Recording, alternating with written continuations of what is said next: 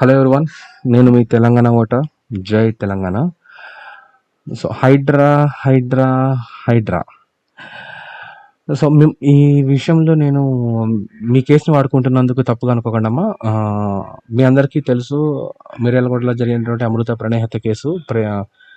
So దాన్ని మనం ఉపయోగించుకుందాం కాసేపు. సో మ్యాటర్ ఏంటంటే,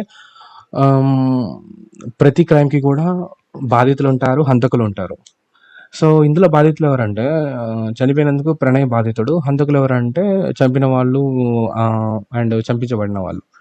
సో చంపి ఆయుధం పట్టుకొని చంపినటువంటి వ్యక్తి, సుపారీ తీసుకొని చంపినటువంటి వ్యక్తిని A3గా పెడితే, అండ్ A2కి వచ్చేసేమో అమృత ప్రణయ్గా వాళ్ళ రిలేషన్ ఇంకెవరిన పెడితే, A1కి వచ్చేసేమో అమృత వాళ్ళ నాన్నని పెట్టారు. సో ఆయుధం పట్టుకున్న వ్యక్తి ఏమో సుపారీ తీసుకున్న వ్యక్తి, కానీ A1గా మాత్రం వాళ్ళ తండ్రి గారిని పెట్టారు.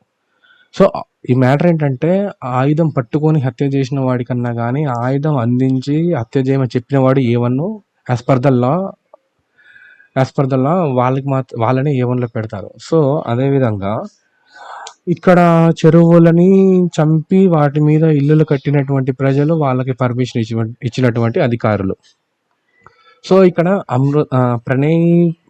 ప్రణయ్ ప్లేస్లో చెరువుల్ని పెట్టి సుపారీ తీసుకొని హత్య చేసినటువంటి వ్యక్తి ప్లేస్లో మన ప్రజల్ని పెడదాం. అండ్ వాళ్ళకి ఆర్డర్స్ ఇచ్చినటువంటి ప్రభుత్వ ఉద్యోగుల్ని, అప్పుడు పనిచేస్తున్నటువంటి ప్రభుత్వం A1గా ఉండాలి వాళ్ళు. సో ఇక్కడ కానీ శిక్ష మాత్రం ఎందుకు కేవలం A3 అయినటువంటి ప్రజల మీద పడుతుంది? A2, A1 చాలా చాకచక్యంగా ఎందుకు తప్పించుకోగలుగుతున్నారు? అసలుకి ఇది ఏం లా? యాజ్ పర్ ద లా అక్కడ ఉపయోగపడినటువంటి చట్టం ప్రకారమే మాట్లాడుకుంటే, ఇక్కడ కూడా వీళ్ళ చేతికి రిజిస్ట్రేషన్ అండ్ కొన్ని శాఖల తరపు నుంచి ఇల్లు కట్టుకోవచ్చు అని చెప్పి వీళ్ళ చేతికి ఆయుధాలలాగా ఇచ్చినటువంటి డాక్యుమెంట్స్, వీళ్ళు వెళ్ళి ఆ చెరువుల్ని ప్రణయ్ని చంపిన విధంగా ఆ చెరువుల పక్కననో బఫర్ జోనో FTL జోన్లో ఇల్లు కట్టుకోవటం వల్ల వీళ్ళ చేతికి ఆయుధం ఇచ్చినటువంటి వ్యక్తులు ఎవరు? A1 అయినటువంటి ప్రభుత్వం అండ్ ప్రభుత్వ ఉద్యోగులు. శిక్ష వాళ్ళకి పడకుండా కేవలం వీళ్ళకి మాత్రమే ఎందుకు పడుతుంది? అసలుకి లా ఏం చేస్తుంది? ఎంతవరకు కరెక్ట్ ఇది? సో దయచేసి ఆలోచించండి ప్రజలారా. ఇది మాత్రం ఖచ్చితంగా తప్పు. పైగా వీళ్ళు ఖచ్చితంగా A3 అనేటువంటి ప్రజలు క్రిమినల్స్ అయితే ఖచ్చితంగా కాదు. ఎందుకంటే వీళ్ళు తెలియకుండా చేసినటువంటి తప్పు. యాజ్ పర్ ద లా 18 సంవత్సరాల లోపు ఉన్నటువంటి ఏ వ్యక్తి అయినా సరే క్రైమ్కి కమిట్ అయితే వాళ్ళకి శిక్ష అనేది పడదు. వాళ్ళని జోనల్ స్కూల్స్కి పంపిస్తారు. సో తెలియని వయసులో చేసే తప్పులని లా ఎప్పుడు కూడా శిక్షించదు. కానీ ఇక్కడ ఎందుకు శిక్షిస్తుందో నాకు అర్థం కావట్లేదు. ఫినాన్షియల్ టర్మ్స్ ద్వారా సమాజం ఎప్పుడు విభజించబడుతూ ఉంటుంది. Middle class, below middle class and the rich people. Nagarjuna గారు కన్వెన్షన్ కూలగొట్టినటువంటి తర్వాత కనీసం నాగార్జున గారు స్పందించలేరు బహిరంగంగా.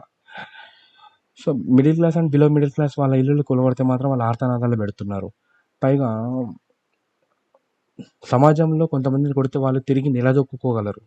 కానీ జీవితం అంటేనే నిలదొక్కుంటూ జీవించడమే జీవితం అయినటువంటి middle class and below middle class వాళ్ళని ప్రభుత్వం ఎట్టి పరిస్థితుల్లోనూ కొట్టకూడదు. పైగా ప్రభుత్వం అండ్ ప్రభుత్వ ఉద్యోగులు చేసినటువంటి తప్పుకి అస్సలు కొట్టకూడదు. ఖచ్చితంగా కొట్టకూడదు.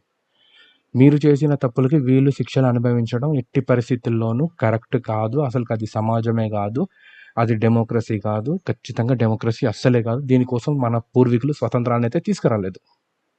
దయచేసి అర్థం చేసుకుని middle class and below middle class వ్యక్తులకి అండగా నిలుద్దాం. జై తెలంగాణ. నేను మీ తెలంగాణ ఓటర్.